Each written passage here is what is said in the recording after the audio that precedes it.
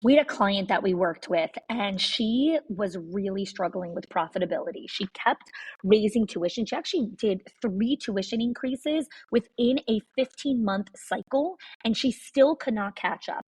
So I helped her work with our 6 money leaks in schools, and she only used 3 of the 6 money leaks and cut her expenses by 50%. 50. She did not fire anyone. She did not slash any of her programs, and she did not work more hours. Again, the 6 money leaks are not hacks or spreadsheets. These are patterns. They are small decisions that feel so normal that your school does, but they quietly drain your school's profit. So if you've ever wondered why you're working so hard, but still not seeing the return, this is your first step to clarity. Click the link in the show notes and find out what it's actually costing you.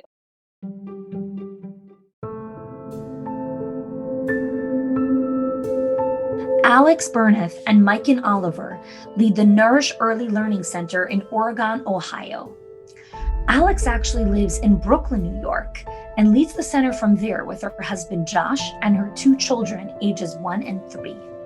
Miken is the director of the day-to-day and is married to Tim and mom of 3 children, ages 5, 3, and 1. They have a pretty large center of 25 teachers, 95 families, and 114 children. Nourish is their mom's school. Their mom who took great pride in building and creating a legacy. When tragedy hit and the sisters lost their mother, father, and their sister in a fatal car crash, they made a decision to keep their mom's legacy alive and continue the center. Alex is a writer and has a degree in business and marketing, and Miken has a nursing degree. They took their love and connection with their mom, their love of children, their passion and commitment, and decided to keep going. And they have built an incredible and ongoing vision for Nourish. These women are pioneers of hope and true resilience in the face of tragedy. This story is raw, deep, and emotional, as well as full of hope and inspiration. We begin with Alex sharing her initial feelings as she heard about what was going on from her Brooklyn apartment, which quickly became the eye of the storm. I am based in New York City, so I heard about it probably earlier than most people. And I brushed it off at first. I heard about it in February and I was just very like, okay, like it's not going to affect us. I didn't think it would affect my life. I certainly didn't think it would affect my work life. And then around March 12th, mid-March, New York started really shutting down. And I think I didn't understand the longevity ahead. I thought it would be sort of a short-lived, we'll figure it out as we go. I jumped into a bit more of hypervigilance of making sure that my communication was clear and often, and overworking. That's kind of my response, is like I have to overwork in order to maintain my normal work drive. So I definitely think I started overworking, particularly those last few weeks of March, but even moving into isolation and quarantine, I was demanding a lot of myself. So, yeah, I think when you are in Ohio and you're hearing your sister in New York being like, whoa, they're really shutting stuff down, you're kind of like, oh my gosh, is it going to come to this point? Honestly, I was just like frustrated. I was like, don't do one more thing to me. Like, come on. Like, I don't want to deal with a shutting down on top of everything else. So I was frustrated and angry, and I had to cancel a trip to New York. So I think all of that was just my kind of initial reaction. But yeah, Alex and I jumped right into work because that's what we do when we get in those type of situations. And we dove in and we were like, okay, what do we have to do? And just started checking things off the box. And our main number one thing was communication and staying on top of it. And we worked our best around that with isolation and everything and just working the best we could. Grief is like a tidal wave, kind of comes and goes, and sometimes small waves that pull us in and we may bounce back quicker. And other times, it's the giant roaring tsunami threatening to crash and destroy everything in its wake. Surviving loss and grief is part of building the mental resilience to be a stronger leader for both yourself, your family, and your school.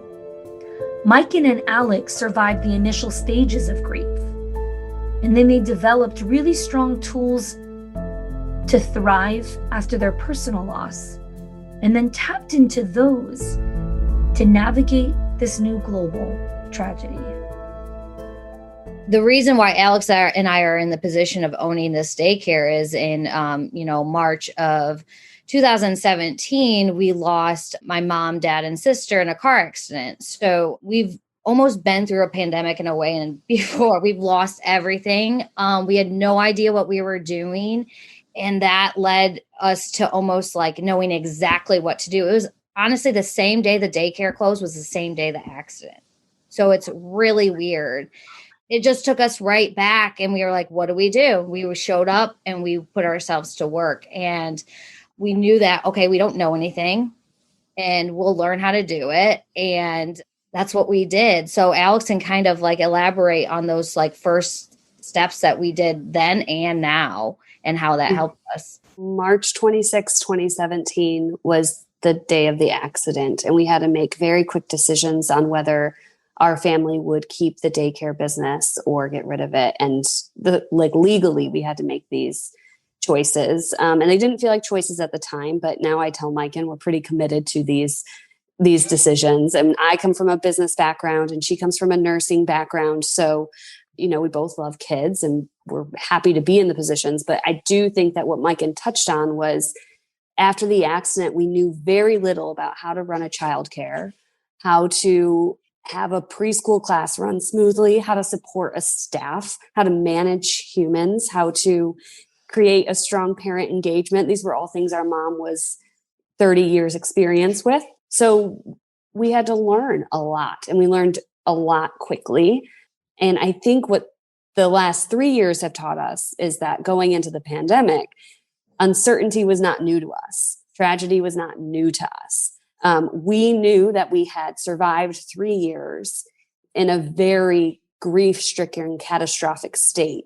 So yes, while it was terrible that something else was added, we also already had built the resilience to say, okay, we know how to do this. We know how to be in uncertainty. We kind of built up our communication around that with our parents. It's like, we know how to look at the future with not exactly knowing what's coming next.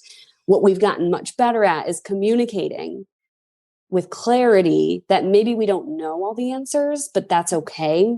Mm-hmm. And we can create that type of clarity of, we don't know exactly what 2 weeks is going to look like, but we can operate daily with clarity. So I think that was our biggest benefit. Yeah. And I think that parents witnessed that and really saw that in action over the first 6 months, like coming back to the school and coming back to the school year program, because some parents didn't come back till September. So I think those were huge skills that we already had that we could go forward with. Living in a state of constant uncertainty can be exhausting, but in reality, it's what we do every day. This dynamic duo became a stable force for their staff, their families, because while they didn't know much any more than anyone else did, they knew in their heart and soul that they can handle what comes next. And really, as a leader, that's what you need to focus on. How can I handle the next moment? How can I make the next best decision for what's right in front of me? Maya Angelou has a beautiful quote: when we know better, we do better. So how do we learn the skill of navigating uncertainty? There are practices around this, creating rest time and nurturing time for yourself, along with playtime, adult playtime. Recognizing that in order to show up with energy, that you want to lead and truly be a good steward of your team, you can't do this alone, and you shouldn't. You need support from people around you, both in mentors and great peers, therapists, who consistently pour into you and give you what you need to succeed in each moment.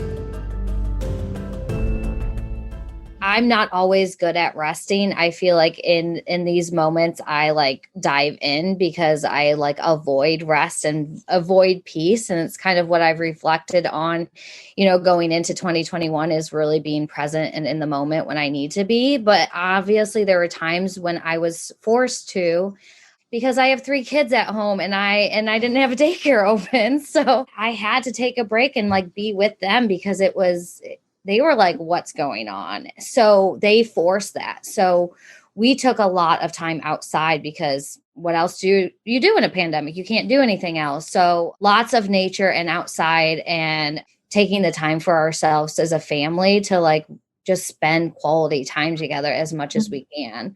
So those were my moments of like breaks and rest. I didn't 100% get like a ton of alone time because of that reason too, as kids, but I use my kids as my quality time and rest. Being seen, heard, and respected is what we seek every day. Our staff, our parents, our children, and you. You want to be seen and heard without asking for it. Just to be given that. You carry a lot as a leader, and every day it brings its own stressors and drama. Learning the tools to release the stress of the day and come into a new day afresh. That's resilience. Alex and Miken both share their experiences in therapy and having a dedicated time to speak with someone. I hope their perspective invites you to explore these options for yourself if you've been thinking about it or wondering if they may be a helpful practice for you. After the accident in 2017, I had a very deep understanding that this was not something that I could handle alone. My mental health wouldn't be able to sustain the grief and the tragedy. So I actually was pregnant at the time, and my OB's office had an on-site therapist who worked with prenatal and perinatal care. So I was immediately matched with this human who has become my therapist, and I speak to her 3 times a week, and I did before the pandemic. And then when the pandemic hit, I was very begrudgingly like, I'm not giving up this time with my therapist, even though I was at home with my kids at the time I had a 1-year-old and a 2-year-old, and my husband was working from home, and I was like, this therapy time is my time. And I go to therapy 3 times a week, and it's very important to me for my healing. And it's very important for the people in my life, because if I don't go to therapy and release the emotions of anything I'm bottling up in my everyday life, then it will affect everything. And I don't know that many people understand how much we bottle, and to have a really safe, trusting place to release that regularly, and to have someone who's non-judgmental and non-aggressive with telling you what to do or finding a solution for you, but just listens, is so powerful to our psyche. It's like as powerful as water to me. And I think water is very powerful. So I very much went back to my basic needs in the weeks we were closed, which was, I have to do therapy. I'm not letting that go. And I have to drink my water, and I have to get my sleep. And those are everyone's very, very basic needs. And then we can build from there. But that holds me together. And I think it's held me together for a long time. So I'm very grateful for therapy. Yeah, I think our lives are constantly changing. And I do believe we are constantly grieving, even if you don't really realize you are. Pandemic aside, you're always losing something and moving forward into something new. You're grieving yourself constantly, and working through that with a mental health professional is very, very helpful. But I would also say that as a leader, you carry the emotional weight of your staff. So if you're managing 5 people, if you're managing 100 people, you do carry this, how do I lead efficiently with empathy, with love, which is what we aim to do, while also not harboring anger or resentment towards people for doing things that humans do. And it allows you to, when you're releasing this to your therapist and you're talking about it out loud, just anything in life, you're able to release it from yourself.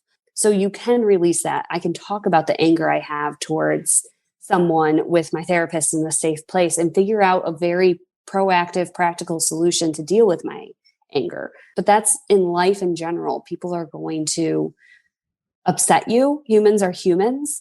And that's perfectly fine. And I think we always have to be, I think it's really smart to be working with someone to work through those emotions and become very self-aware about yourself as a leader and as a friend, and as a human, so that you can make the best choices and really stand in who you are. It's really powerful. I'm going to add a little bit to that, because I think that, like, I go to therapy about once every 3 weeks. And what I am getting to at this point is building, skills and stuff to not hold that at all, that somebody else's actions and stuff should, don't affect me. So building those type of skills of yes, I hear you. Yes, I can empathize you, but I'm not going to hold that. And just talking that through and building that. I mean, that's true of my home life, my marriage, my kids, everything. And which is everybody deals with, not just somebody who's going through tragedy or a pandemic. So everybody's dealing with relationships and how to speak to people and how to talk things through. So all these skills I'm constantly talking about in therapy, and she's working through with me, and I would say you in a way too, Connie, like talking to you and you working through conversations with us. That's a type of therapy that helps us, work through those type of conversations, hard conversations and hard feelings with people. As with all schools during this hard season, both Miken and Alex needed to make some really tough decisions about staying open, furloughs, and staffing schedule, along with summer camps. And, just another one of the billion decisions that everyone had to make. Not one of them were easy, and it was hard to share with the team and the families. What's even further is the vastly different opinions and facts and feelings around the virus. And as leaders, they needed to hold space for all of these things and still lead and navigate through them. Miken shares with us how some of the key steps that she took in the center beforehand and some of those foundationals that she put into place made those hard moments a little lighter to carry and lean into. I'm trying to, really reflect back on those times when we were making those big decisions and what we did. I think it was, partially the foundations that we have already set before even going into the pandemic, right? We had very strong relationships with each of them. We were constantly doing one-on-ones and building our culture. So that was step one before the pandemic even happened. So I think that the staff had trust in us and they all cared for each other and all understood that we are all coming from different types of lives where we need different things in those moments, because some have kids, some don't have kids, some, have husbands that, support them, some don't. So I think when those foundations that already existed were super important. And then going into that time when we're making all these decisions, but also having that, I think it was just listening. I think it was conversations and listening to them and where they were at, and being mindful of what we could do and being honest with them of what we were able to do. So listening and being honest, like, we can do this, we can't do that. We'll do our best to support you in whatever ways. And as we started to open and, some people weren't quite ready to come back, we were okay with it because we were able to do that. And once we weren't able, we were like, okay, it's time now. And I don't think we ever got any, backlash or anything that from that. It was more just they put their trust in us that we were making the decisions of what was best for Nourish as a whole. And I think something that we had to learn how to do is, which I think a lot of leaders had to do, was learn how to listen to people who are on very vastly different sides of the spectrum of how they were dealing with the pandemic internally.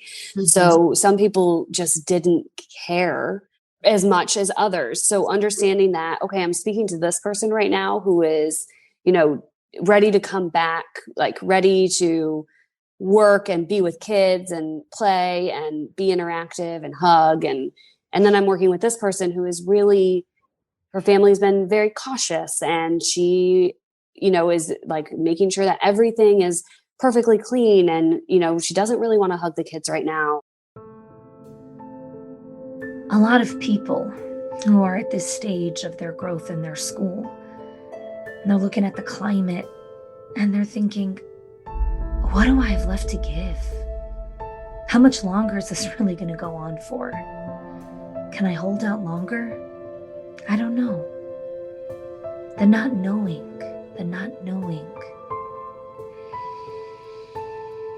Breathe into that. This is a season that's called upon us to stretch all of our muscles. Our communication muscle, our courage muscle, our leadership muscle. These stretches lead us to stronger resilience. I invited both Miken and Alex to share what makes them proud in these moments. As mothers of young children and leading a business together, there is a lot of things that they can take pride in. I think for me, my communication, as much, I went to school for marketing and communication. One would think I would be very strong at this, but really diving into making that an intention with COVID and parents made me really look at it across the board and just be like, am I communicating effectively with my husband? And the answer was very much no, particularly in the beginning. But I do think as we got deeper into the pandemic, we did start communicating better. And I also think that I know that one of my values is generosity. That's something that is pretty innate to my personality. But over the last 2 months, probably, I have found myself just really being like, I actually have a huge capacity to be so generous with my time and my listening. And as long as I'm making sure that I build in my own rest and my own therapy, I can keep offering that. It doesn't have to stop. It's hard for it not to fill back up for me. So even going into this year, I know that one of my goals is to continue to be generous and grow that even more if I can. So that's helping staff out when they need it from a time and energy perspective. I'm not in the building, so I can't help them physically, but I can listen to them. And I know that I can be generous with that listening. But I think it would be communication and that generosity of my listening. A skill I struggle with for always is building the boundary and holding true to them. And I've really been forced to in this pandemic to hold some boundaries for my own sake. And I've carried that over to to my home life, in ways that are specifically around like holidays and stuff that are very hard for me due to tragedy. And I've just put a line where I'm like, this isn't going to happen this way this year because I need to look after myself. I can show up as a better me if I'm not feeling resentful all the time of people crossing my boundary that they don't know exists. A lot of the anxiety around communicating a boundary comes from a place of loss, of like, what if they say no? What if I'm denied this? What if I'm not worthy enough of this boundary being implemented? And the other person's like, what? No, like, I'm not going to honor that or whatever it is, right? Sometimes it goes really well. Most of the time it does. But when we're ready to set boundaries and honor who we are and who we want to be in the world, we also have to be ready for the no, because when we set a boundary, it is an invitation for yes or no. And so I would love if either of you could share to how have you elevated your mindset around, there's a great quote around, we get what we believe we deserve. Period. You never get what you want. You get what you believe you deserve. And so now that you essentially get the boundaries that you've set for yourself, Mike, and a lot of that started from this subconscious of like, I deserve this. Mm-hmm. And then you come from that place when you make the invitation and when you make the ask. And so that is a lot of times why you get the answer that you want.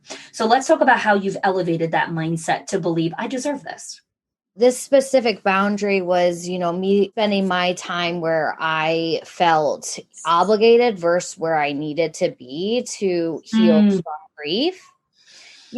So it felt very obligated. So when I did it, it was a talk with my husband that I was like, I can't spend time with his family this year. I had to, you can take the kids and give me space and they can have that quality time together. I agree with Miken on the boundaries of communication after hours, or we've built that up to be very clear. I put my phone on do not disturb. It's usually plugged in the wall when I'm with my kids. And if I choose to check it, that's okay. But I think the hardest thing that I'm struggling right now is teaching the staff the same, to sort of inspire them to put their phones away too. We use a Bright Wheel app, and they can communicate with parents all day, every day, all night, every night. And some of them do. And understanding that it's okay to not. And we tell them that verbally, but I think some of them are still learning their own boundaries of saying like, oh, I don't have to reply at 9:00 at night to a parent who sends a Bright Wheel message at 9:00 at night.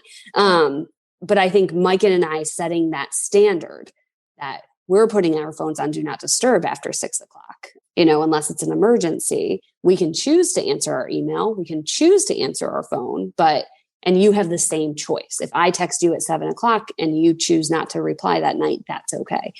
And figuring out this year how to kind of instill that and let that ripple into the school as far as that particular boundary. But I find that that's the one that's crossed the most.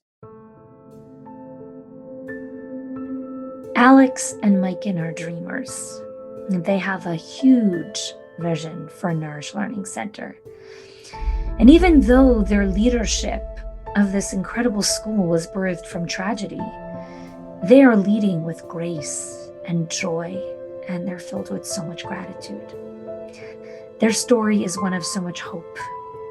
When you decide to put your mind to something, nothing will break you. You will always prevail. They give us a peek into what's going on in their minds right now and some of their bigger dreams.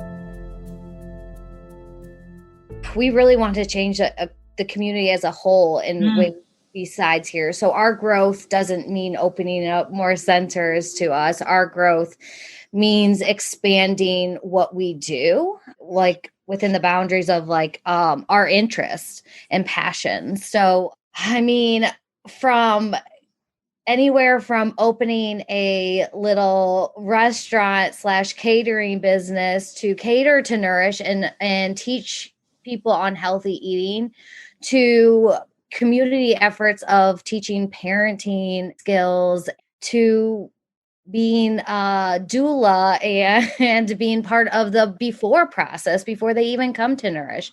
We kind of have this whole aspiration to have this be a whole community change their mindset of what is truly important in life. And it's not just to get through the day and check things off your box and accomplish things. It's really being present in the moment and how to live like that. So we want to do it from the time that they're, not even thought of to death and beyond. What we see ourselves as is more of a family center, and that impacts the community. So our vision is brain, body, spirit, nourish the brain, the body, and the spirit. And bringing children into the world, so doulaing and perinatal care is incredibly important, and talking about birth and the birth process and what it is to be a family in the world. And I think losing our family speaks so much to creating a family type center, to really invoke the value of how important our family was to us and how you can create that type of intention in your own family. So yes, we'll still we'll still have childcare, because our mom's dream was to create a second home for children who have to be away from their parents all day. So that is very much at the root of what we do. And we'll continue to maintain that. But then we can also usher in the perinatal care and then the family care, even beyond when they leave our doors. So we can talk about teenage parenting and moving to college and that separation. And what does a family unit look like? Brain, body, and spirit from birth to death. And how can we really create a community around that? I love your dreams. And I've heard these dreams before. I appreciate you articulating them again, because what I want people to hear from this is really defining your definition of growth and excellence for you, for your own school of excellence. And for some people, their school of excellence is about growth in centers or growth in numbers or building, multi-million dollar empires. And for some people, growth is about a very different definition, in like what you described here. And there's multiple definitions of growth and excellence. What I want people to take from this is the intentional thought and conversation that the two of you have together about what does growth mean? What are we aspiring for? What is our vision? What are we trying to build here? Thank you for joining me in this conversation and hearing Miken and Alex's story of resilience. And now we'd all love to hear from you. What struck a chord with you? What's the greatest learning that you're going to take from this story? Please join us in our Facebook group so we can continue the conversation. Thanks so much for listening.